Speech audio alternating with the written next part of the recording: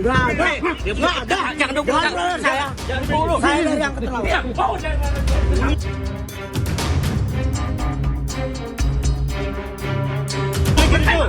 Halangin. Halangin enggak? Weh, Jangan tahan saya. weh. Duduk.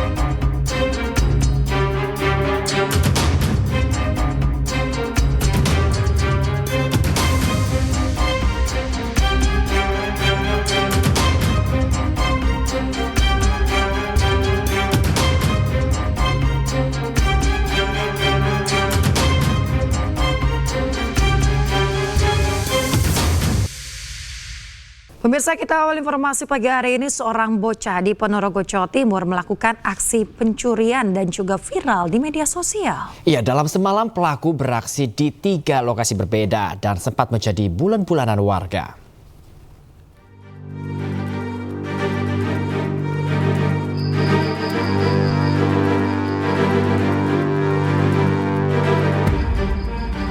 Inilah rekaman video CCTV saat pelaku berinisial AL, bocah 15 tahun, tertangkap saat mencuri di Jalan Barong, Kelurahan Kertosari, Ponorogo, Jawa Timur. Saat ditangkap, pelaku menjadi bulan-bulanan warga dan langsung diamankan ke Polres Ponorogo. Usai diamankan di Polres Ponorogo, pelaku dititipkan di Dinas Sosial untuk dibina. Namun pelaku kabur dan kembali melakukan aksinya. Menurut catatan kepolisian, pelaku mencuri lebih dari 40 kali dalam 1 bulan. Sasaran pencurian pelaku yakni uang tunai, handphone, dan barang berharga lainnya. Sebetulnya awalnya kita mau melakukan pembinaan dan koordinasi dengan dinas sosial. Tetapi ternyata yang bersangkutan itu sudah sering ke dinas sosial dan lari. Akhirnya kemarin itu kita amankan, yang bersangkutan sempat melarikan diri, tapi kita tangkap kembali dan ini dengan proses penyidikan di Polres Ponorogo. Karena terus melakukan pencurian dan kabur, akhirnya pelaku ditahan meskipun masih anak di bawah umur.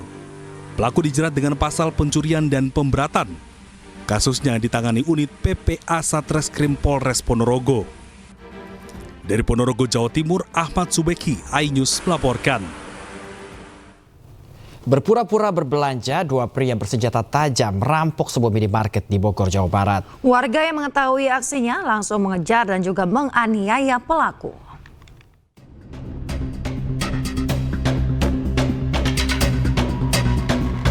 Berpura-pura berbelanja, 2 pria merampok sebuah minimarket di Gunung Putri, Kabupaten Bogor, Jawa Barat.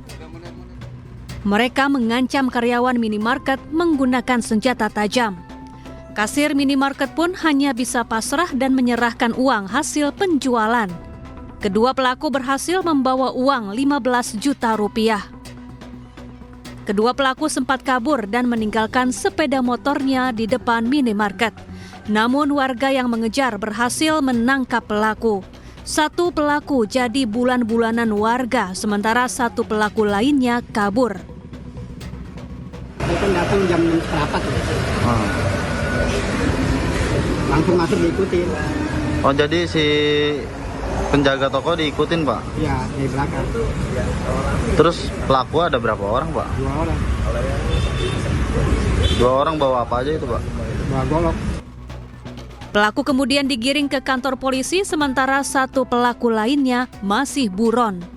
Dari Bogor, Jawa Barat, Cahyat Supriyatna, iNews melaporkan.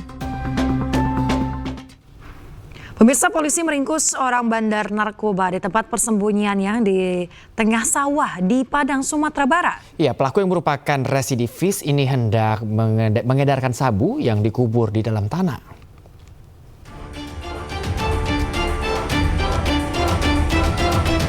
2 bulan menjadi buron polisi atas kasus peredaran narkoba. Seorang residivis narkoba ditangkap polisi di tempat persembunyiannya di tengah sawah di Koto Tangah, Padang, Sumatera Barat.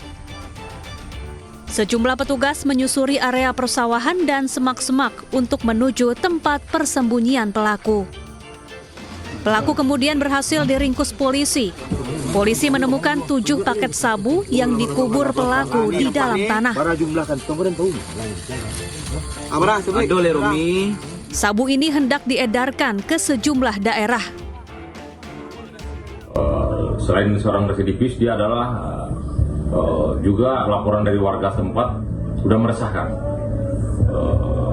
Dia sebagai perusuh juga di sana, di tempat dia tinggal, dan mengedarkan narkoba juga. Jadi setelah A1, lokasi dan tempatnya langsung dilakukan penggerebekan oleh tim operasional kami di lapangan. Pelaku lalu digiring ke kantor polisi untuk pemeriksaan lebih lanjut. Atas perbuatannya, pelaku terancam hukuman 15 tahun penjara. Dari Padang, Sumatera Barat, Budi Sunandar, iNews melaporkan. Pemirsa, Wakapolres Pelabuhan Kota Balawan, Sumatera Utara meninggal dunia setelah mobil yang ditumpanginya beserta istri menabrak truk. Kecelakaan itu terjadi diduga akibat sopir dalam kondisi mengantuk.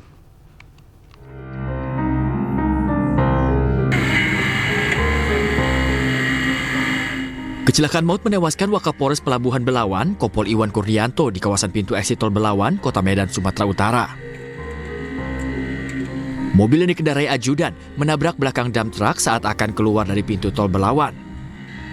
Selain menewaskan Kompol Iwan Kurnianto, kecelakaan itu mengakibatkan istri korban, Yanti, 48 tahun, luka berat. Jasad Kompol Iwan Kurnianto kemudian dimakamkan di pemakaman yang tak jauh dari rumah duka di kawasan Medan Helvetia. Sementara itu, sopir dan istri korban masih dirawat intensif di Rumah Sakit Columbia Medan. Kemungkinan ini drivernya ngantuk. Dalam kasus ini, Satlantas Polres Pelabuhan Belawan juga telah memeriksa sejumlah saksi, termasuk sopir dump truck. Dari Medan, Sumatera Utara, Yuda Bahar, iNews melaporkan. Pemirsa, kasus penembakan bos rental mobil di rest area tol Jakarta Merak memasuki babak baru. Ya, polisi akan memberi sanksi terhadap anggota Polsek Cinangka yang menolak laporan korban, sementara Puspom TNI Angkatan Laut telah mengamankan 3 anggota yang terlibat dalam kasus ini.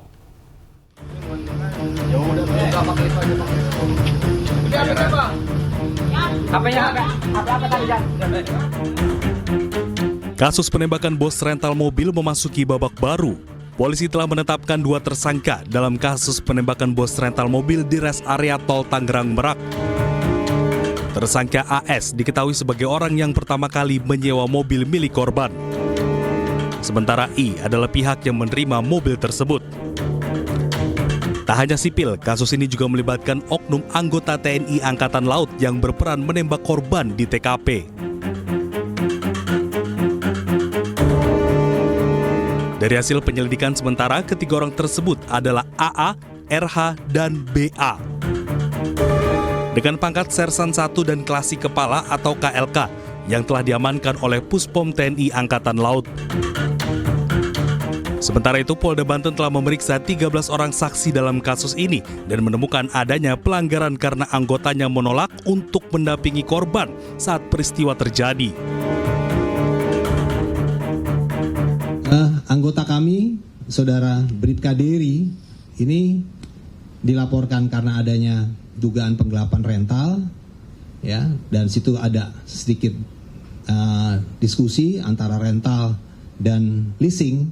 Nah, dilaporkanlah ke Kapolseknya untuk meminta petunjuk. Nah, pada saat melaporkan kepada Kapolseknya, Bribka Dery ini tidak utuh melaporkannya. Ya, seharusnya ini adalah terkait dengan rental, penyewaan kendaraan yang didugakan digelapkan, tapi dilaporkannya leasing.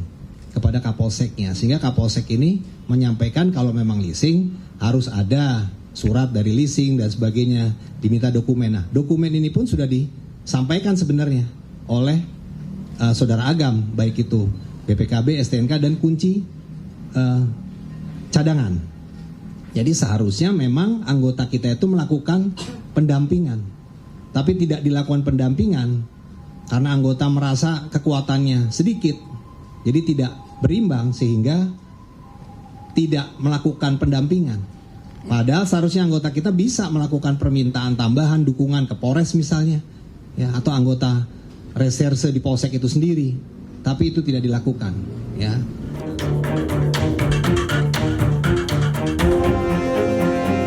Propam Polda Banten menilai Kapolsek Cinangka dan anggotanya atas nama Bribka Dery Andriani yang menerima laporan pertama kali dari korban melakukan pelanggaran. Keduanya terancam sanksi kode etik, yaitu demosi selama 8 tahun atau yang terberat adalah pemberhentian tidak dengan hormat. Dari Jakarta, Tim Liputan iNews melaporkan. Sementara itu, 3 oknum TNI Angkatan Laut yang terlibat dalam kasus penembakan ini telah ditangkap. Puspom TNI Angkatan Laut terus mendalami peran ketiganya dalam peristiwa penembakan tersebut. Kami Puspomal akan terus mendalami. Dan sekarang sudah dalam proses penyidikan, pelaku sudah kami amankan. Kami dari jajaran TNI Angkatan Laut, sebagaimana sampaikan oleh Panglima Armada RI, kami akan selalu terbuka dan akan menyampaikan fakta apa adanya. Apabila ada satu keterlibatan yang betul mengarah pada suatu tindak pidana, jajaran polisi militer tentunya akan memeriksa sesuai dengan ketentuan hukum yang berlaku. Maka dari itu kami mohon kepada rekan-rekan wartawan, berikan waktu kami untuk melakukan ini. Dari hasil lidik yang sudah kami laksanakan sampai dengan saat ini, yang kita nanti akan masuk ke dalam proses penyidikan. Jadi peran yang 3 orang ini sebenarnya itu adalah rekan. Ya, jadi perannya itu dia tidak memiliki peran, oh ini sebagai eksekutor, oh ini sebagai ini, tidak. Kan ini ada sebagai rekan. Bahkan pelaku dengan yang dikeroyok tadi itu adalah saudara. Jadi pelaku ini adalah pamannya, ya, pamannya AA tadi, pamannya AA tadi yang dalam video itu yang keluar dari toilet itu terus dihadang itu adalah pamannya yang bersangkutan. Jadi peran dalam tindak kejahatan, apakah ini sebagai penadah, apakah ini sebagai backing, dari hasil lidik sementara itu masih belum ditemukan. Tetapi apabila nanti dalam perkembangannya ada unsur-unsur yang bisa membuktikan itu, nanti kan dalam proses penyidikan. Ya.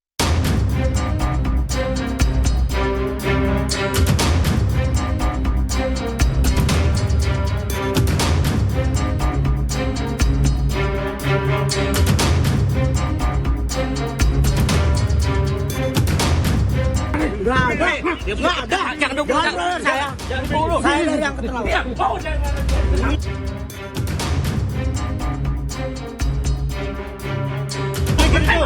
Halangin. Halangin enggak? Weh, jangan tahan saya. Weh, duduk.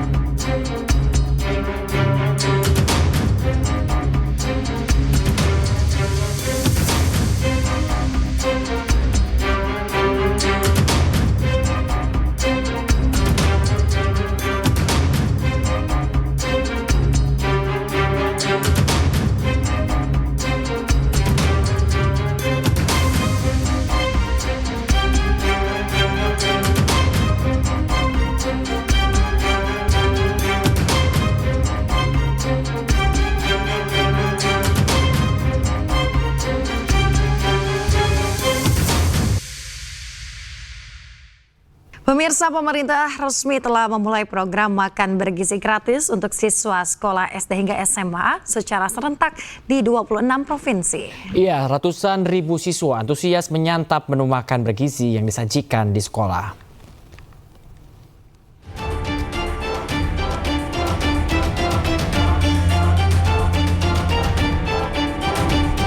Senin 6 Januari 2025 menjadi hari pertama pendistribusian program makan bergizi gratis untuk siswa sekolah di jenjang sekolah dasar hingga sekolah menengah atas.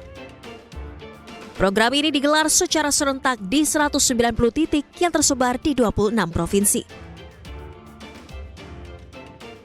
Ratusan ribu siswa di berbagai daerah antusias menyantap menu makan siang bergizi gratis. Menu terdiri dari nasi putih, ayam, sayur, dan buah atau susu. Secara nasional, sebanyak 600.000 anak menerima manfaat dari program makan bergizi gratis pada pelaksanaan serentak hari ini. Menu makan bergizi gratis akan bervariasi setiap harinya dan berbeda di tiap daerah, dengan menyesuaikan kebutuhan gizi dan nutrisi anak. Anggaran untuk program makan bergizi gratis perharinya dipatok sebesar Rp10.000 per porsi. Ya, alhamdulillah ya pada hari ini kick off ya kegiatan makan bergizi gratis sesuai dengan yang direncanakan oleh Bapak Presiden Prabowo dilaksanakan. Ini salah satu titik di mana MBG ini dilaksanakan, kan akan bertahap ya. Hari ini saya dapat informasi 190 titik ya, terus kemudian akan terus berkembang. Mudah-mudahan nanti di akhir bulan bisa sampai hampir 1.000 SPPG di seluruh Indonesia. Ya. Pemerintah memastikan dengan anggaran Rp10.000 per porsi, menu makanan pada program ini memiliki asupan gizi seimbang dengan mempertimbangkan kebutuhan karbohidrat, protein nabati dan hewani, serat dan vitamin. Tim Liputan iNews melaporkan. Ya, program makan bergizi gratis untuk siswa sekolah mulai didistribusikan secara serentak di seluruh Indonesia. Ya, program ini disambut antusias siswa meski sebagian merasa porsi yang diberikan terlalu sedikit.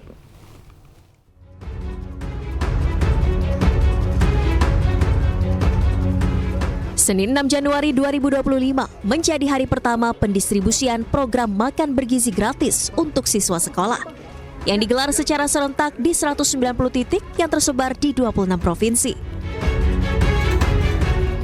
SD Negeri 15 Lipi Jakarta Barat menjadi salah satu sekolah yang menerima paket makan bergizi gratis dari Satuan Pelayanan Pemenuhan Gizi atau Dapur Umum Palmerah. Ratusan siswa sekolah dasar antusias mendapatkan makan siang gratis yang dibagikan di dalam ruang kelas pada jam istirahat. Menu yang diberikan pada siswa di hari pertama ini berisi nasi putih, ayam goreng tepung, tahu goreng, tumis kacang panjang, dan buah jeruk.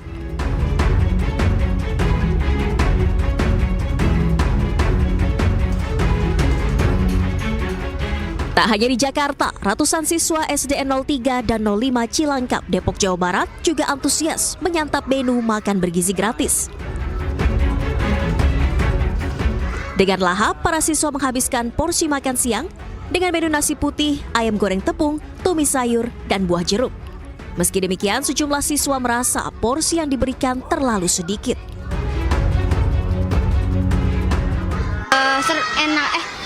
Senang ya? Senang. Enak gak tadi makanannya? Enak ya? Tadi ada makanan apa aja sih? Sayur sama ayam, nasi, buah. Nah, sayur, ayam, nasi, buah. Ya. Nah, tadi tuh porsinya kedikitan gak sih? Kedikitan. Berarti porsinya banyak dong. Untuk menu makan bergizi gratis kali ini, siswa mendapatkan buah sebagai pengganti susu. Pemberian susu dalam paket makan bergizi gratis tidak diberikan setiap hari, melainkan 1 hingga 2 kali dalam sepekan, tergantung ketersediaan di masing-masing wilayah. Dari Jakarta dan Depok, Jawa Barat, Tim Liputan iNews melaporkan. Pemirsa, Anda kembali di iNews Pagi bersama saya Yasmin Antoni dan nanti ada rekan saya Bayu Pradana. Kini kita ke informasi berikutnya, pemirsa. Ratusan rumah warga di 3 desa di Kota Jombang, Jawa Timur terendam banjir. Banjir terjadi akibat hujan deras dan saluran air yang dangkal. Ayo, kalau mau laku baju.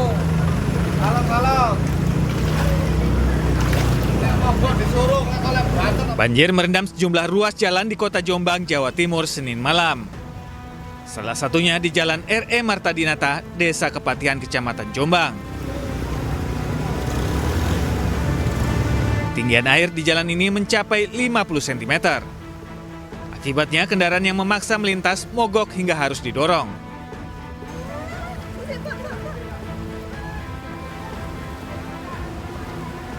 Tidak hanya di jalan saja, banjir setinggi 60 cm juga merendam permukiman warga di Desa Den Anyar dan Desa Pulolor.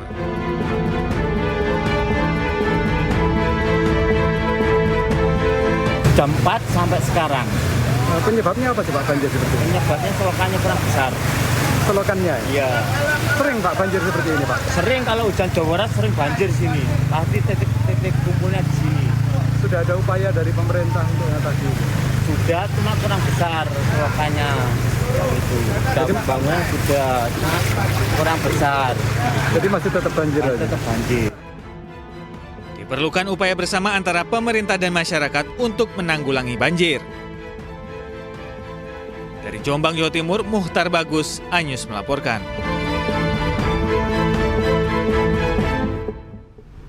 Pemirsa, seorang wanita yang tengah hamil muda menangis histeris mengetahui suaminya hanyut di Sungai Bedera, Kota Medan, Sumatera Utara pada Senin petang.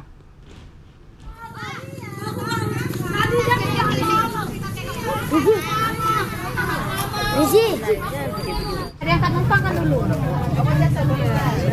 Minta nyelup pula dia lagi. Pemirsa, Siti Azizah, pengantin baru 1 bulan dan tengah hamil muda menangis histeris bahkan jatuh pingsan usai mengetahui suaminya Arif Pranata hanyut terbawa arus Sungai Bedera di lingkungan 9, Kelurahan Terjun, Kecamatan Medan, Maralan, Kota Medan. Korban hanyut saat tengah asik mandi setelah melompat dari jembatan di kondisi sungai yang banjir.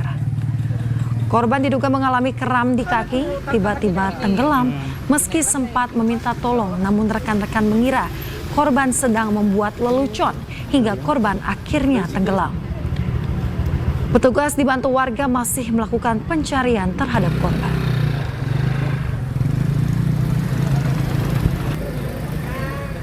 Udah melambaikan 2 belah tangannya, cuma yang lain begitu mengejar nggak dapat. Timbul lagi di sekitar 30 meter lagi, nampak nongol rambutnya, dikejar lagi udah nggak dapat lagi sampai saat ini pun udah nggak ditemukan lagi. Dia lompat ngapain Bang? Biasa kalau di sini kan kalau banjir itu kan anak-anak abang sini kan biasa main-main air gitu. Mandi gitu lah gitu. Pemirsa, akibat hujan deras, Jalan Sentolo Nanggulan yang menghubungkan Magelang, Yogyakarta kembali longsor hingga putus di Kabupaten Kulon Progo.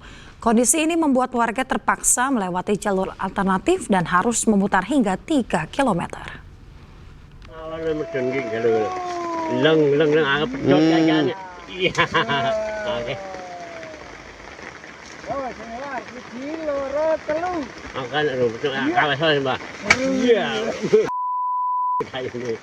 Akibat hujan deras yang terus melanda Jalan Sentolo Nanggulan di Dusun Setan, Kelurahan Wiji Mulyo, Kapanewon Nanggulan, Kulon Progo longsor. Untuk keselamatan para pengguna jalan, petugas menutup jalan provinsi penghubung Kulon Progo dengan Kabupaten Magelang, Jawa Tengah tersebut. Kondisi ini membuat warga terpaksa melewati jalur alternatif dan harus memutar hingga 3 km. Hal tersebut mengakibatkan jalur tersebut ditutup total, baik untuk kendaraan roda 2 sampai roda 4. Untuk alternatifnya? Untuk alternatif bisa menggunakan jalur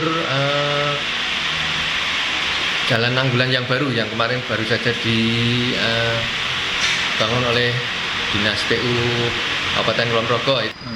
Ya sedikit mengganggu sih Mas, karena ini kan sering dipakai buat lalu lintas warga sekitar sini. Dengan adanya longsor ini kita jadi harus putar balik sedikit lebih jauh gitu. Warga berharap dinas terkait segera memperbaiki jalan alternatif Kulon Progo menuju Magelang ini agar aktivitas mereka dapat berjalan normal seperti sedia kala. Dari Kulon Progo, Yogyakarta, Budi Utomo, Ainus melaporkan.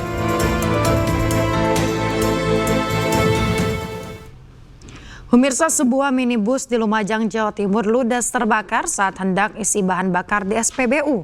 Diduga karena korsleting listrik di bagian mesin dan juga menyambar tangki BBM.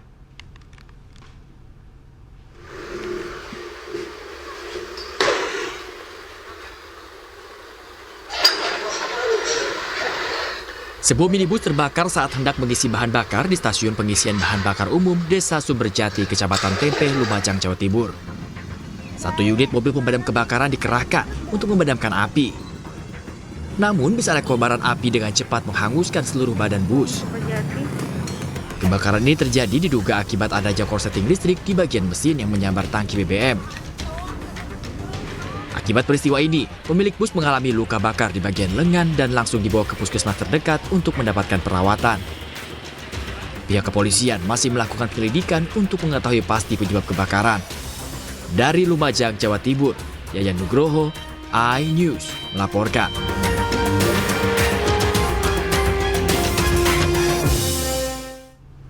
Pemirsa, aksi balap liar yang dilakukan puluhan remaja di kawasan industri modern 5 Deli Serdang, Sumatera Utara memakan korban jiwa. 3 orang remaja terlibat tabrakan, 2 orang dinyatakan tewas, sementara 1 lainnya kritis.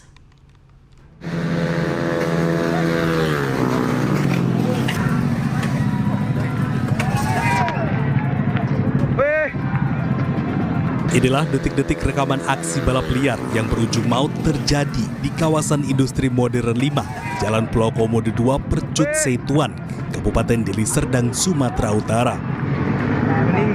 Terlihat 3 orang remaja yang merupakan jokisan adu cepat, namun naas kondisi jalan yang masih dilintasi pengendara motor lain. Buat salah seorang joki menabrak pengendara motor tersebut hingga kecelakaan beruntun tak terhindarkan. Akibatnya, korban bernama Ahmad Zani dan Rizky Maulana meninggal dunia di lokasi kejadian, sementara Fauza Azhar Nasution mengalami luka berat di bagian kepala. Kejadiannya dia lagi nyeting, Bang. Baru tuh dia kalau nggak salah tuh antara kepleset sama dia nabrak orang, Bang. Sini pun banyak anak-anak tongkrongan juga, Bang. Sini banyak yang balap, baru tuh banyak juga yang nyeting kereta. Sebenarnya pun udah dikasih tahu juga sama security ini, tapi yang orang yang bandel juga, Bang. Bandel ya. Sementara itu, Kasat Lantas Polres Pelabuhan Belawan AKBP Edward Simanjuntak belum dapat memberikan informasi lantaran belum mendapatkan laporan. Dari Deli Serdang, Sumatera Utara, Yuda Bahar, iNews melaporkan.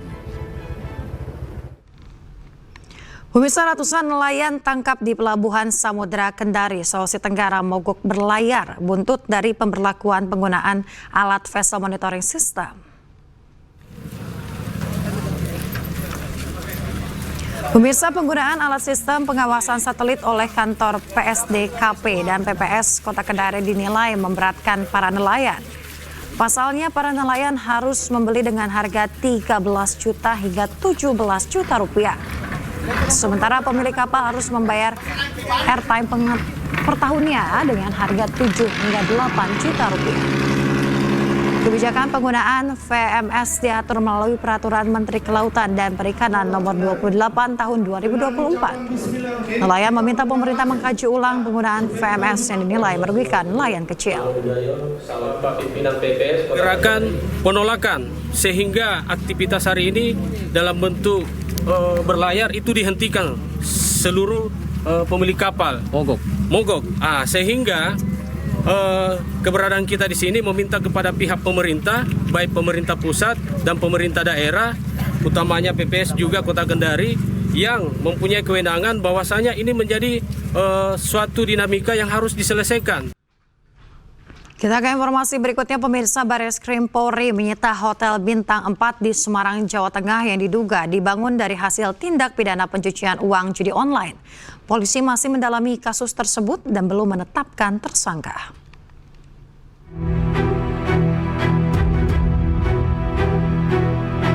Bareskrim Polri menyita sebuah hotel bintang 4 di Semarang. Hotel tersebut diduga dibangun dari hasil tindak pidana pencucian uang. Penyitaan aset dilakukan setelah tim melakukan penyelidikan uang hasil kejahatan perjudian online. Diduga hotel tersebut dikelola dan dibangun PT AJP, berasal dari dana yang ditransfer dari rekening yang dikelola bandar judi yang terkait dengan 3 platform judi online. Kita lihat bahwa aset berupa 1 unit Hotel Arus yang ada di Semarang, Jawa Tengah, yang dikelola oleh PT AJP, yang berasal dari dana yang ditransfer dari rekening FH melalui 5 rekening. Yang pertama 1 rekening dari OR, 1 rekening dari RF, 1 rekening dari MG, dan 2 rekening dari KB. Meski demikian, Polri menyebut belum ada tersangka dalam perkara ini dan hingga kini masih penyelidikan perkara TPPU. Pemirsa, Sekjen PDI Perjuangan batal hadir dalam pemeriksaan KPK yang dijadwalkan pada Senin pagi. Hasto Kristianto berhalangan hadir lantaran ada agenda yang berhubungan dengan HUT PDI Perjuangan dan juga meminta penjadwalan ulang.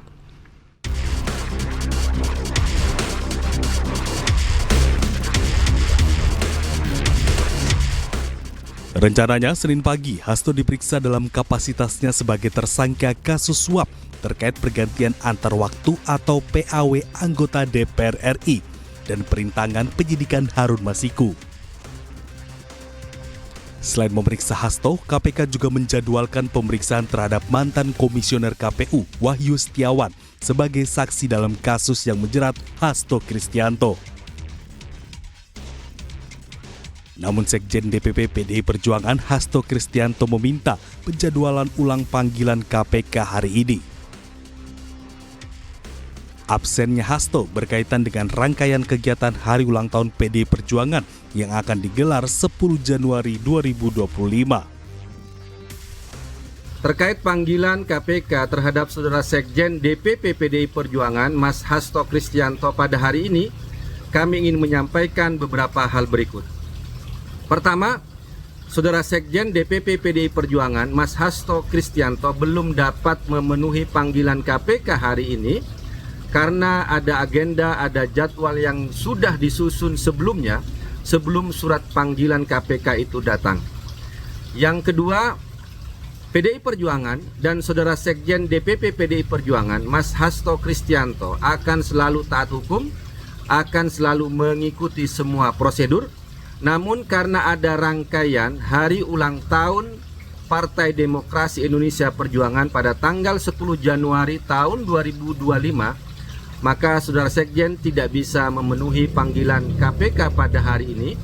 Dan kami juga memohon kepada KPK untuk menjadwalkan ulang. Sebelumnya, KPK telah mengumumkan Hasto sebagai tersangka dalam kasus suap dan perintangan penyidikan pada Selasa 24 Desember. Selain Hasto, KPK juga menetapkan staf Hasto yakni Doni Tri Istiqomah sebagai tersangka kasus suap. Sebelum ditetapkan sebagai tersangka, Hasto Kristianto telah beberapa kali memenuhi panggilan KPK untuk dimintai keterangan. Pemirsa, juru bicara KPK Tessa Mahardika menyebut akan melakukan penjadwalan ulang terhadap pemeriksaan Hasto Kristianto. KPK memaklumi alasan ketidakhadiran Hasto dalam pemeriksaan. Ya, bagaimana penyidik menilai ketidakhadiran beliau itu di luar kewenangan kami. Tentunya penyidik juga dapat memanggil kembali ya dengan surat panggilan, bisa surat panggilan kedua. Kepada yang bersangkutan, apakah penilaian itu diterima atau tidak, itu kembali diserahkan kepada penyidik. Tetapi yang jelas untuk yang bersangkutan sudah pasti di reschedule. Ya, sudah pasti di reschedule. Saksi maupun tersangka yang dipanggil di KPK itu tentunya diharapkan hadir sesuai dengan panggilan. Dikecualikan bila ada hal-hal yang memang bisa diterima, baik itu hal kesehatan maupun ada beberapa kegiatan yang sebelumnya memang sudah terschedule dan itu mahfum terjadi di... Pemirsa, Komisi Pemberantasan Korupsi memeriksa mantan komisioner KPU Wahyu Setiawan. Wahyu diperiksa sebagai saksi untuk tersangka Hasto Kristianto. Wahyu Setiawan tiba di gedung KPK Senin 6 Januari 2024 sekitar pukul 12.33 waktu Indonesia Barat. Wahyu diperiksa sebagai saksi terkait dugaan suap pergantian antar waktu PAW anggota DPR yang menjerat Harun Masiku dan Sekretaris Jenderal PDIP Hasto Kristianto. Wahyu enggan berkomentar banyak terkait pemeriksaannya. Saat informasi bahwa berkas pendukung atau tidak, Wahyu tidak menjawab lugas.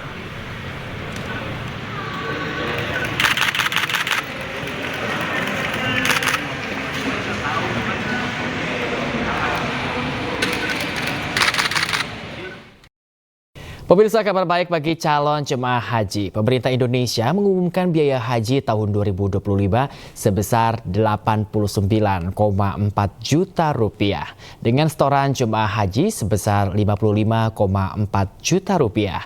Angka ini mengalami penurunan sebesar 4 juta rupiah dari tahun lalu. Keputusan ini diumumkan langsung oleh Ketua Komisi 8 DPR RI Marwan Dasopang bersama dengan Menteri Agama Nasaruddin Ubar di gedung DPR RI Jakarta. Pemerintah sepakat menyetujui biaya haji tahun 2025 sebesar 89 juta rupiah dengan biaya per jemaah haji yaitu 55 juta rupiah. Meski mengalami penurunan, namun pemerintah memastikan pelayanan haji yang diberikan tetap maksimal. Biaya haji kita di tahun 2025 89.210.258,79. Kalau dibanding tahun lalu, ini ada penurunan sekitar 4 juta rupiah lebih. Ini muncul pertanyaan kenapa bisa turun? Mestinya ada kenaikan karena ada berbagai hal insentif yang dikutip oleh pemerintah Saudi terkait umpamanya pajak dan lain-lain. Tapi karena kita bisa melakukan efisiensi dan mengurangi berbagai hal yang bisa kita kurangi tanpa mengurangi layanan yang baik, pada akhirnya bisa turun 4 juta rupiah lebih. Yang kedua, termasuk pelayanan yang dilakukan terhadap nilai manfaat, itu juga ada penurunan yang tadinya kita di tahun lalu proporsinya 60-40 menjadi 62-38. Artinya untuk keamanan dan keberlanjutan, keamanan keuangan haji kita semakin membaik. Sementara beban jamaah juga turun dibanding tahun lalu yang sekarang menjadi 55.431.700. Ini obsesi Presiden Prabowo Subianto kepada kami Kementerian Agama dan BPH, bagaimana dapat diusahakan supaya beban biaya jemaah haji nanti akan datang lebih diperingan tanpa mengurangi kualitas pelaksanaan haji. Dan setelah kami melakukan pertemuan intensif dengan Komisi 8 dan para pihak yang lain, maka kesimpulan yang paling indah, yang paling bagus kita bisa capai seperti yang disebutkan tadi. Pemirsa, dalam rangka memperingati Hari Ulang Tahun Kabupaten Kolaka Utara, pemerintah Kolaka Utara Sulawesi Tenggara melaksanakan jalan santai. Nah, menariknya jalan santai 5 km ini berhadiah umroh.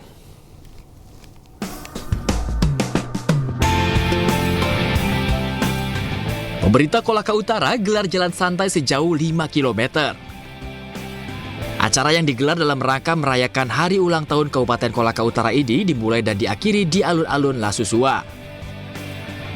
Peserta yang telah diberikan kupon ini akan ditandai dengan tinta saat mencapai garis akhir yang kemudian akan mengikuti undian kupon untuk mendapatkan 5 pemenang dengan hadiah umroh. Dari hasil undian, terpilih 5 pemenang yang merupakan 3 pegawai honorer, 1 PNS, dan seorang ibu rumah tangga yang berbeda kecamatan di Kolaka Utara. Semoga Kegiatan kita hari ini khususnya jalan santai, jalan sehat, yang hari ini kita undi sekarang juga untuk bagi yang beruntung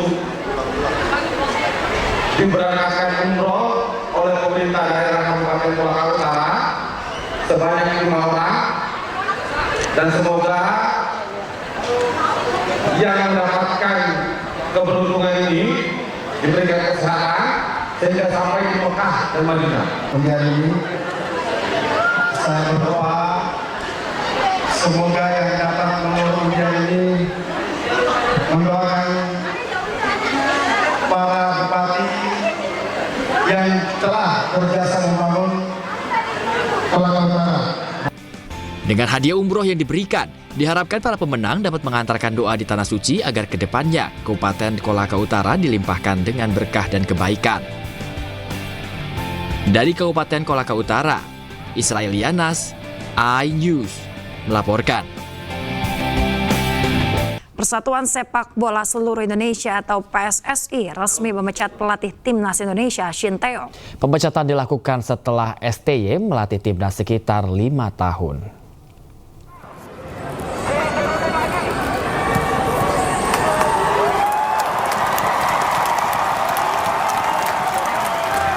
PSSI resmi mencopot pelatih Timnas Indonesia Shin Tae-yong. Pemecatan pelatih asal Korea Selatan ini disampaikan oleh Ketua Umum PSSI, Erick Thohir, dalam konferensi pers yang digelar pada Senin siang. Erick Thohir menyampaikan terima kasih kepada STY.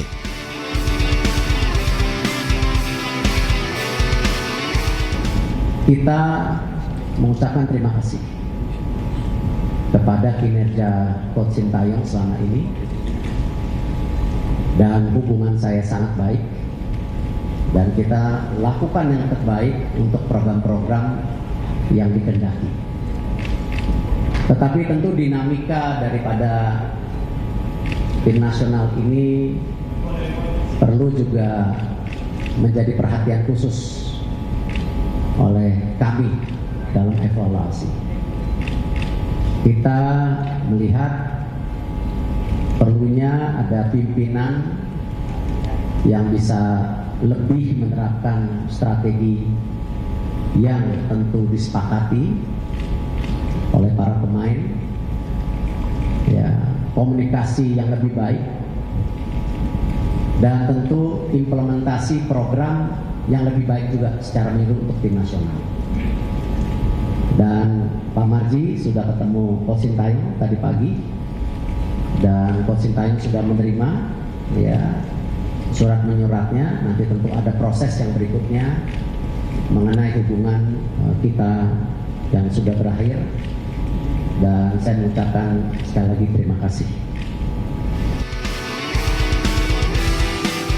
Sementara itu, melalui manajer Timnas Indonesia Sumarji, Shin Tae-yong menerima keputusan PSSI memecat dirinya dan tetap berharap Indonesia lolos Piala Dunia 2026. Saya perlu sampaikan berkaitan dengan pertemuan saya dengan Coach Shin. Alhamdulillah semuanya berjalan dengan baik, smooth, tidak juga ada persoalan apa-apa. Prinsipnya Coach Shin menerima keputusan pemutusan hubungan kerja antara PSSI dengan Coach Shin Tae-yong, dan Coach Shin mengucapkan terima kasih atas kepercayaan yang sudah diberikan PSSI kepada Coach Shin selama kurang lebih hampir 5 tahun. Dan pesannya Coach Shin mudah-mudahan timnas bisa lolos ke Piala Dunia. Itu aja. Diketahui Shin Tae-yong melatih Timnas Indonesia sejak Desember 2019. Di bawah asuhannya, Timnas Indonesia menunjukkan perkembangan signifikan. Di antaranya meningkatkan ranking Indonesia di FIFA dari peringkat 173 dunia, kini Indonesia berada di posisi 127. Terima kasih Coach Shin Tae-yong. Tim Liputan iNews melaporkan. Ketua Umum PSSI Erick Thohir menyebut keputusan menyelesaikan kontrak Sinteyong sudah dipertimbangkan sejak lama. Ya, menurut Erick Thohir, rencana pemecatan sudah dipikirkan sebelum melawan tim Cina di kualifikasi Piala Dunia putaran ketiga 15 Oktober 2024 lalu. Kalau saya lihat memang dinamika ini cukup kompleks. Kalau saja waktu itu kita mengambil keputusan yang tergesa-gesa mungkin kurang baik juga.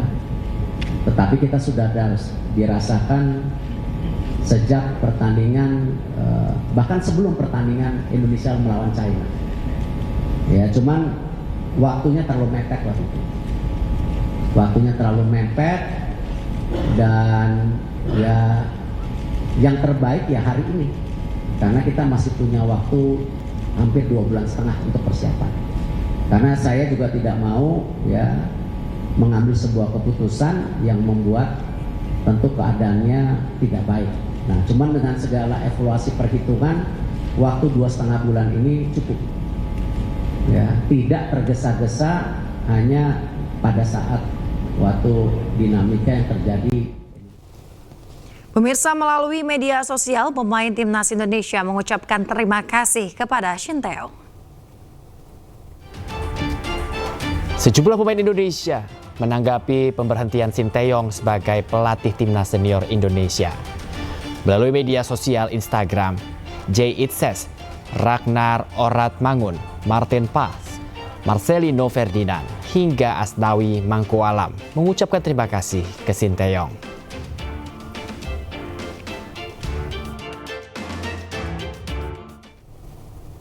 Pemirsa, di Timnas Indonesia, pelatih Sinteyong ini sangat dekat dengan pemainnya. Ya, STY juga tak segan meluapkan emosinya saat pemain mendapat keputusan tak adil dari wasit.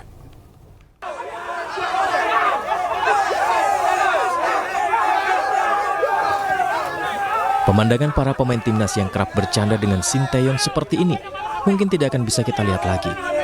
Sinteyong memang dikenal dekat dengan para pemain.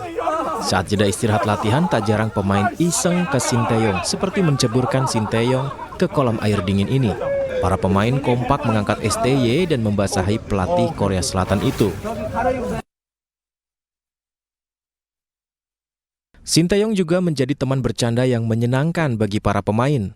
Pelatih ini kerap meledek dan membuat lawakan ke pemain-pemainnya seperti yang ia lakukan ke Rizky Ridho.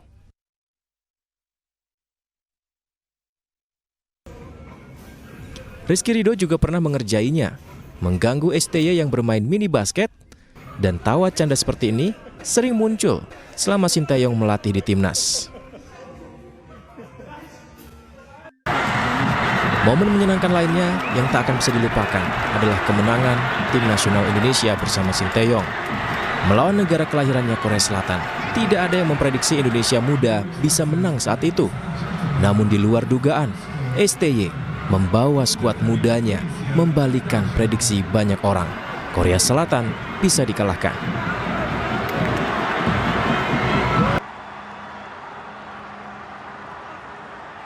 Hasil Timnas lainnya yang juga tak bisa dilupakan adalah momen saat Indonesia menahan imbang Arab Saudi di rumahnya dan menang 2-0 di Stadion GBK Jakarta.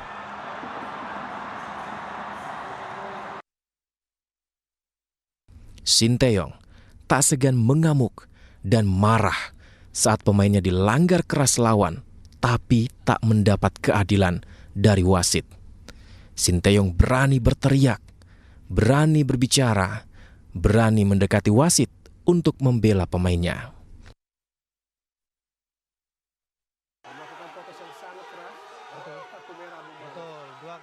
Meskipun konsekuensinya adalah dia bisa saja menerima kartu merah dari wasit.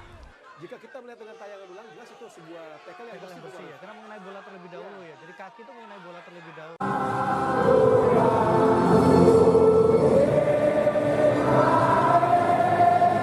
Selama melatih tim nasional, Sinteyong juga pernah tertangkap kamera menangis saat lagu Tanah Airku berkumandang pasca pertandingan tim nasional. Tentu masih banyak sekali momen para pemain Timnas Indonesia bersama STY. Melalui manajer Timnas Sumarji, STY mengungkapkan menerima keputusan pemecatannya dan tetap berdoa Timnas Indonesia lolos ke Piala Dunia. Coach Shin menerima keputusan pemutusan hubungan kerja antara PSSI dengan Coach Sintayong, dan Coach Shin mengucapkan terima kasih. Pesannya Coach Shin, mudah-mudahan Timnas bisa lolos ke Piala Dunia. Terima kasih, Sinteyong.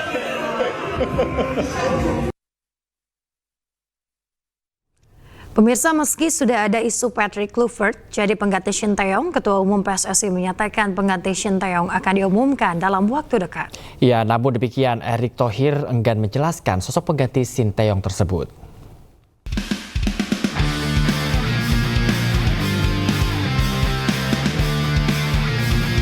PSSI resmi memberhentikan Sinteyong sebagai pelatih Timnas Indonesia. Lalu siapa penggantinya? Ketua Umum PSSI mengungkapkan sudah melakukan wawancara dengan 3 pelatih kelas dunia. Namun untuk kepastian hasilnya, Erick Thohir enggan mengungkapkannya dan meminta menunggu pengumuman tanggal 12 Januari 2024. Memang ada 3 nama waktu itu, dan juga berikut beberapa asisten sebagai opsi untuk pendamping pelatih. Karena kita yakini tidak ada pelatih yang sempurna, pasti masing-masing pelatih punya kekurangan. Nah, memang salah satu kandidat yang saya interview yang namanya disebutkan tadi, tapi daripada menebak-nebak, kan tadi saya bilang tanggal 11 sampai tanggal 12 nanti ada press conference jam 4, lebih baik media bisa bertanya langsung kepada pelatih yang tentu kita sudah sepakati. Lantas siapa pelatih Timnas Indonesia berikutnya? Berikut prediksi kandidat pelatih untuk Timnas Indonesia. Pelatih Timnas Belanda dan juru taktik Timnas Curaçao. Sayang, saat menjadi pelatih karir Kluivert tak secemerlang saat dirinya masih bermain.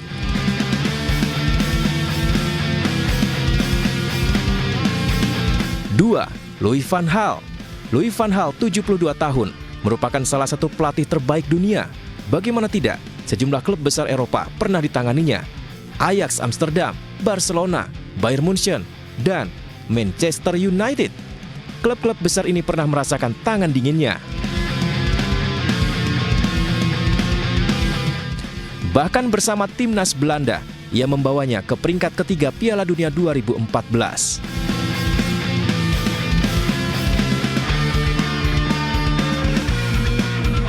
Tiga, Roberto Mancini. Ya, setelah didepak dari jabatan kursi pelatih Arab Saudi, Roberto Mancini saat ini tengah menganggur. Pelatih berkebangsaan Italia ini dinilai bisa saja menjadi nahkoda Timnas Indonesia selanjutnya. Salah satu alasan adalah kedekatan Mancini dan Erick Thohir yang pernah bekerja sama di klub Serie A Italia, yakni Inter Milan pada 2014 hingga 2016. Siapapun yang dipilih menjadi pengganti Sinteyong, semoga bisa membawa Indonesia meraih banyak poin di sisa laga putaran ketiga kualifikasi Piala Dunia Zona Asia.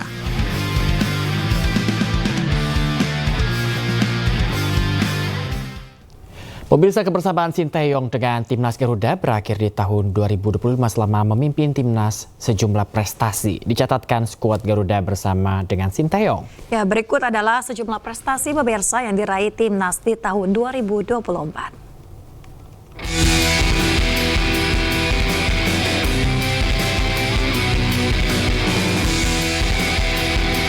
Tahun 2024 menjadi tahunnya Timnas Indonesia bersinar. Sejumlah prestasi dicatatkan skuad Garuda. Semua itu tidak lepas dari sosok sang pelatih Sinteyong. Pada Januari 2024, Indonesia berhasil lolos ke 16 besar Piala Asia untuk pertama kalinya dalam sejarah.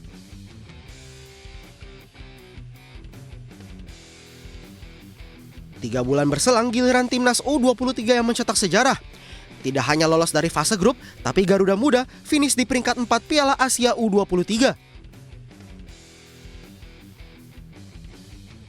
Timnas U23 pun berkesempatan untuk lolos ke Olimpiade Paris 2024 dengan bertanding playoff dan menghadapi Gini meski akhirnya kalah tipis. Memasuki Juni 2024, Timnas Indonesia kembali mencatatkan sejarah baru dengan lolos ke putaran ketiga kualifikasi Piala Dunia 2026 zona Asia.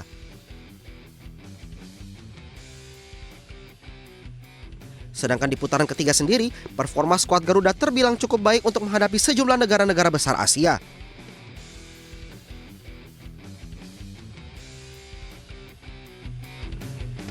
Namun sayangnya, Shin Tae-yong menutup tahun 2024 dengan hasil minor karena harus tersingkir lebih cepat di ASEAN Cup 2024. Menanggapi tersingkirnya Indonesia di fase grup, pelatih asal Korea Selatan itu enggan menyebut ini sebagai kegagalan, mengingat skuad mayoritas diisi para pemain muda. 네, 예선 탈락했으니까 실패를 볼 수 있겠지만 우리는 성인 대표팀이 나온 것이 아니라 저는 지금 우리 성인 대표팀 나오면 무조건 우승할 수 있다. 저는 그렇게 판단하고 있고요. 절대적으로 실패다는 소리보다는 우리 어린 선수들한테 상당한 경험을 만들어줬다고 생각하고 있습니다. Kini memasuki tahun 2025, tantangan Indonesia semakin besar dengan menghadapi sejumlah agenda krusial di ajang internasional. Salah satunya perjuangan Rizky Ridho dan kawan-kawan di putaran ketiga kualifikasi Piala Dunia 2026 zona Asia. Penggawa timnas tentu berharap skuad Garuda bisa terbang tinggi di tahun yang baru. Pemirsa, jurnalis olahraga asal Italia Fabrizio Romano mengungkapkan Patrick Kluivert adalah pengganti Shin Tae-yong untuk menjadi pelatih timnas Indonesia. Ya, dalam akun media sosialnya, Fabrizio menyebut Kluivert telah dikontrak PSSI selama 2 tahun untuk gantikan STY. Jurnalis sepak bola yang menjadi sumber terpercaya dalam berita transfer sepak bola internasional, Fabrizio Romano sudah membocorkan bahwa Patrick Kluivert akan menjadi pelatih timnas Indonesia pengganti STY. Menurut Romano, Kluivert dikontrak 2 tahun dan akan dikenalkan pada 12 Januari dengan target lolos ke Piala Dunia. Patrick Kluivert saat ini berusia 48 tahun. Kluivert memiliki segudang prestasi saat menjadi pemain. Berposisi sebagai striker, ia meraih gelar Eredivisie dan Liga Champions tahun 1994 bersama Ajax Amsterdam dan juga juara La Liga 1998 bersama Barcelona. Namun Kluivert belum memiliki prestasi mewah saat menjadi pelatih. Dia pernah menjadi asisten pelatih timnas Belanda 2012, pelatih Curaçao 2015, asisten pelatih Kamerun 2018, pelatih Curaçao 2021, dan pelatih tim Turki Adana Demirspor.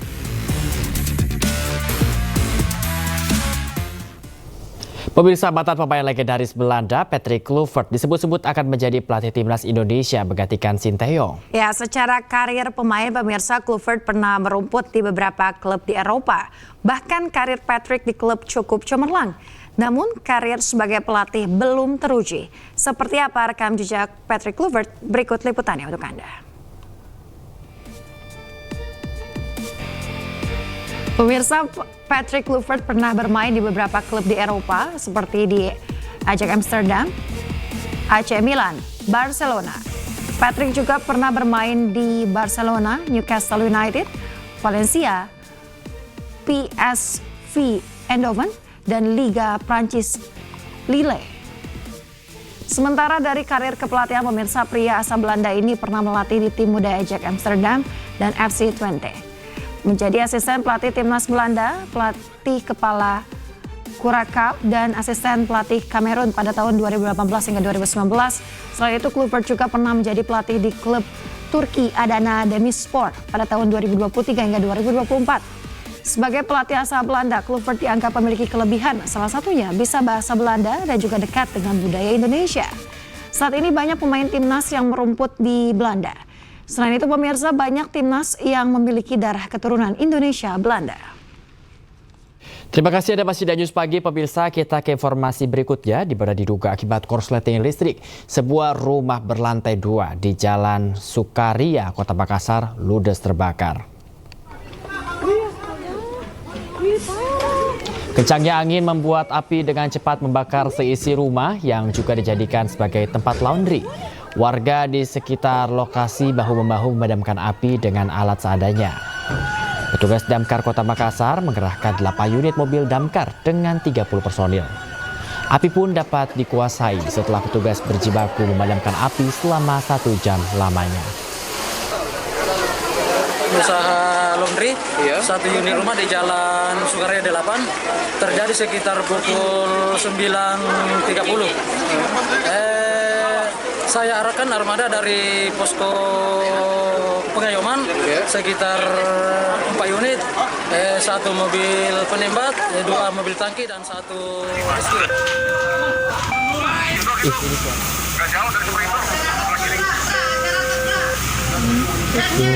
Tugas damkar berjibaku memadamkan api yang melalap sebuah rumah di Jalan Cipinang Muara, Jatinegara, Jakarta Timur. Petugas yang mengerahkan 6 mobil berusaha agar api tidak merambat ke bangunan lainnya. Kebakaran ini diduga terjadi akibat korsleting listrik. Beruntung penghuni rumah berhasil menyelamatkan diri.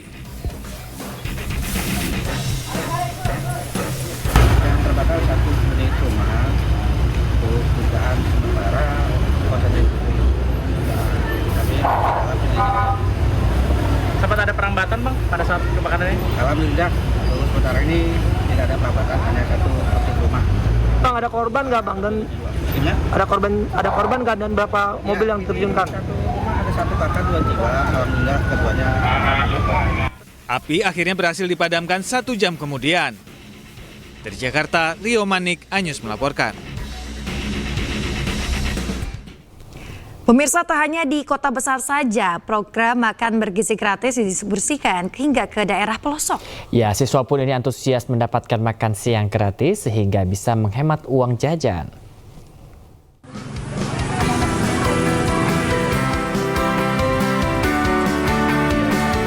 Program makan bergizi gratis nasional untuk siswa sekolah dari jenjang SD hingga SMA telah resmi dimulai secara serentak di 26 provinsi. Tak hanya di kota besar, program ini menyasar penerima bantuan hingga ke daerah pelosok. Salah satunya di SDN Patraman 1, Kecamatan Modung, Kabupaten Bangkalan, Jawa Timur. Sebanyak 172 siswa dari kelas 1 hingga kelas 6 sekolah dasar memperoleh distribusi paket makan siang bergizi gratis.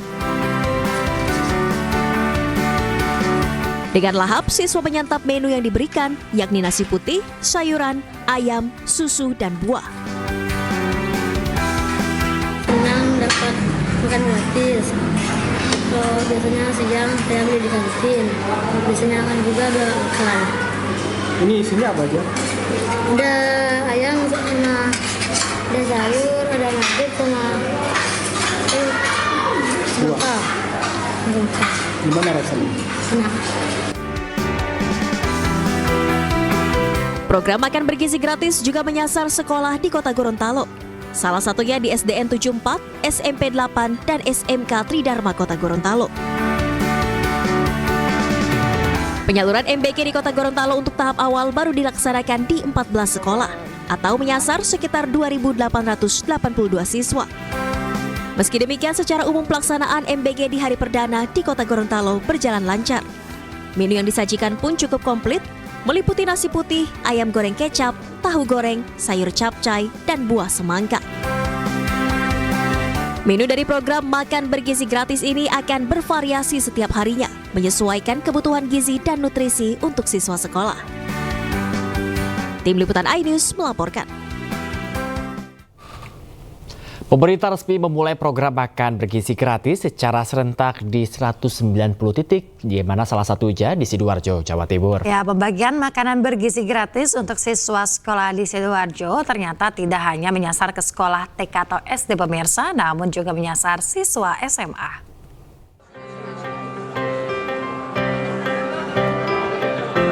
Hari ini SMA Muhammadiyah Sidoarjo menerima makan bergizi gratis dari pemerintah. Rencananya makan bergizi gratis ini akan secara rutin diterima oleh 1.150 siswa dari Senin hingga Jumat. Meski pihak sekolah menyatakan terima kasih atas program makan siang bergizi gratis dari pemerintah ini, namun sejumlah siswa mulai mengungkapkan keluhan. Menurut saya sih kurang, tapi mungkin untuk kedepannya jadi evaluasi pemerintah. Si SMA ini cukup nggak Kak sebenarnya? Kurang dikit. Apa Kak? Kurang nasinya. Kurang nasi. Sementara siswa sekolah dasar di Sidoarjo juga menikmati makan siang gratis dari pemerintah ini. Mereka mulai makan pukul 9.45 pagi saat bel istirahat sekolah berbunyi. Sebelum makan, siswa bersama-sama mengucapkan terima kasih kepada Bapak Presiden atas pencanangan program makan siang gratis. Enak nggak makanannya? Enak. Enak ya? Apa aja itu kan ya? Susu, semangka, ayam, tahu sama kacang panjang. Gitu ya? Seneng? Senang. Terus harapannya apa? Pengen setiap hari gini atau? Setiap hari. Para siswa berharap makan siang bergizi gratis ini bisa dilakukan setiap hari. Dari Sidoarjo, Jawa Timur, Prabowo Putra, iNews melaporkan. Pemirsa, untuk mengetahui informasi terkini kita terhubung dengan rekan Iyung Rizky di SPPG Cilangkap Tapos Depok Jawa Barat dan juga rekan Yul Yusvindi di SPPG Panakukang 1 Makassar Sulawesi Selatan. Kita ke rekan Iyung terlebih dahulu. Selamat pagi Iyung, apa menu makan bergizi gratis hari ini di sana?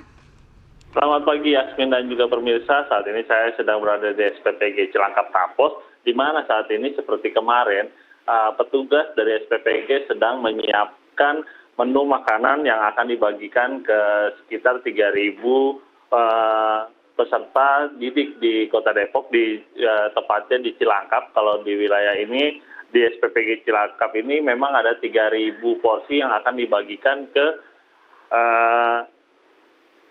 sekitar 8 sekolah yang ada di wilayah Cilangkap. Sementara nanti di 6 SPPG lainnya akan memproduksi sekitar 18.000 porsi makanan yang nantinya juga akan dibagikan ke 39 sekolah. Untuk menu hari ini memang ada ayam suwir tahu, tumis pokcoy, dan buahnya pisang. Dan untuk menu lain yang memang untuk peserta didik yang ada alergi, ayamnya akan digantikan oleh telur seperti itu. Dan untuk menu susu itu akan dibagikan 2 kali dalam seminggu, tergantung dari pemenuhan nilai-nilai gizi yang diarahkan oleh dari Badan Gizi Nasional. Dan di SPPG Cilangkap ini memang pembagiannya akan bertahap. Untuk jam 7 nanti akan dikirimkan untuk ke tingkatan PAUD, dan nanti untuk jam 9 akan dikirimkan untuk tingkat SMP, dan sementara nanti sekitar jam 10.30 akan dikirimkan untuk tingkat SMA. Dan di hari kedua ini memang tampak seperti kemarin, pihak petugas saat ini masih terus mempersiapkan makanan yang akan diberikan kepada siswa, dan memang tempatnya itu dikembalikan dan para siswa hanya membawa sendok dan garpu dari masing-masing. Seperti itu, Yasmin. Rekan Iyung, selanjutnya kita akan menuju ke SPPG Panakukang 1 Makassar, Sulawesi Selatan. Sudah ada rekan Yul Yusvindi. Selamat pagi Yul, seperti apa persiapan untuk makan bergizi gratis hari ini dan menu apa saja yang sudah disiapkan? Baik, Yasmin dan juga pemirsa, hari ini hari kedua pelaksanaan dari program makan bergizi gratis yang dijalankan oleh pemerintah Presiden Prabowo dan Wakil Presiden Gibran Rakabuming Raka. Dan hari ini seperti terlihat di belakang saya ini aktivitas dari pegawai pekerja yang ada di SPPF, BGN, Panakukang 1 masih terlihat, di mana para pegawai ini masih terlihat membersihkan maupun menyiapkan paket makanan yang memang di setiap hari disiapkan di lokasi saya melaporkan saat ini. Dan kalau kita lihat sendiri, Yasmin dan juga pemirsa dapat saya lihatkan bahwa seperti inilah aktivitas yang berada di sentra pelayanan pemenuhan gizi yang berada di Panakukang 1, di mana ini merupakan salah satu dari lokasi dapur umum yang berada di Kota Makassar dari setiap kecamatan yang tersedia saat ini. Dan memang kalau kita lihat di depan saya ini memang ini sejumlah pegawai dan relawan masih terlihat sibuk dalam menyiapkan paket makanan yang disiapkan. Ada terlihat nasi putih dan juga beberapa buah lainnya. Dan memang untuk paket nasi kotak sendiri ada nasi, ada telur balado, ada sayur, labu, dan buah pisang serta susu. Jadi dan untuk pendistribusinya sendiri akan dibagi dua menjadi sesi, yakni untuk sesi pertama pada pukul 7.45 waktu Indonesia Tengah ini sendiri akan menyasar siswa di tingkat PAUD, pendidikan anak usia dini dan juga sekolah dasar. Sementara untuk sesi kedua akan didistribusikan pada pukul 10 pagi nanti dengan menyasar siswa yang akan di sekolah menengah Baik, rekan Yo. dan juga sekolah menengah atas. Ya, baik. Terima kasih rekan Yoyos Fendi melaporkan langsung dari SPPG Panakukang 1 Makassar, Sulawesi Selatan. Dan sebelumnya ada rekan Iyung Rizky melaporkan dari SPPG Cilangkap Tapos Depok, Jawa Barat. Selamat bertugas kembali rekan-rekan. Wah, jadi ini sudah mulai persiapan ya, dan pastinya mungkin para siswa ini antusias juga untuk mencoba sekali. program. Memang sudah beberapa bulan terakhir ini sudah digadang-gadang ini ya. Ya, dan diharapkan dapat menuju generasi Indonesia Emas 2045 ya. Amin. Ya. Kita ke informasi selanjutnya, pemirsa. Distribusi paket makan siang bergizi gratis nyatanya belum tersebar merata di seluruh wilayah. Nah, ini sejumlah sekolah belum mendapatkan program makan bergizi gratis yang digelar secara serentak mulai 6 Januari kemarin.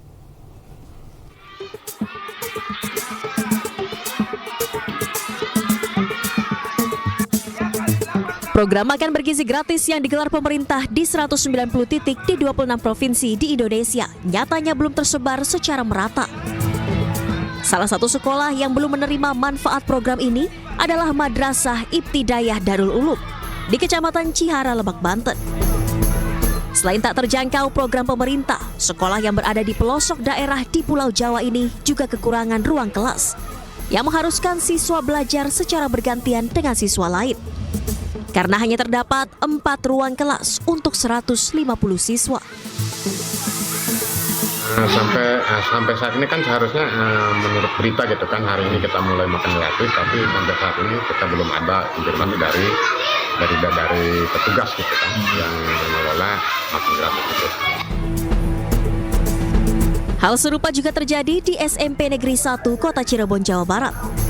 Meski sudah pernah melaksanakan uji coba makan bergizi gratis, namun nyatanya paket makanan belum bisa didistribusikan ke sekolah ini pada pelaksanaan serentak di hari pertama. Siswa pun masih membawa bekal dari rumah untuk makan siang pada waktu istirahat. Belum ada kabar tentang pelaksanaan pemberian makan bergizi gratis ya, makan sehat.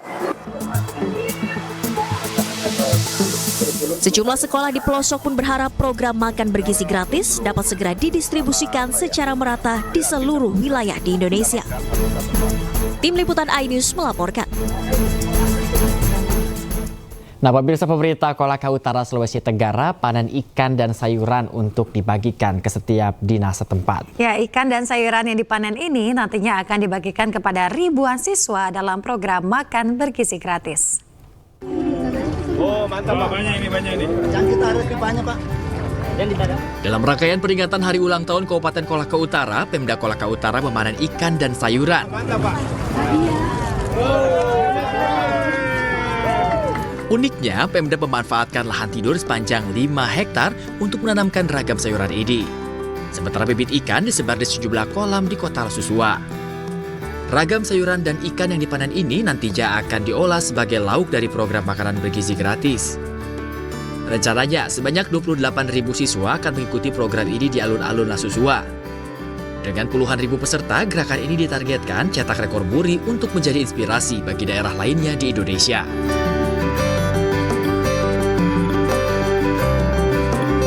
Kita rangkaikan dengan makan bergizi gratis sebagai program Astacita Bapak Presiden Prabowo Subianto dan Bapak Bumi Raka.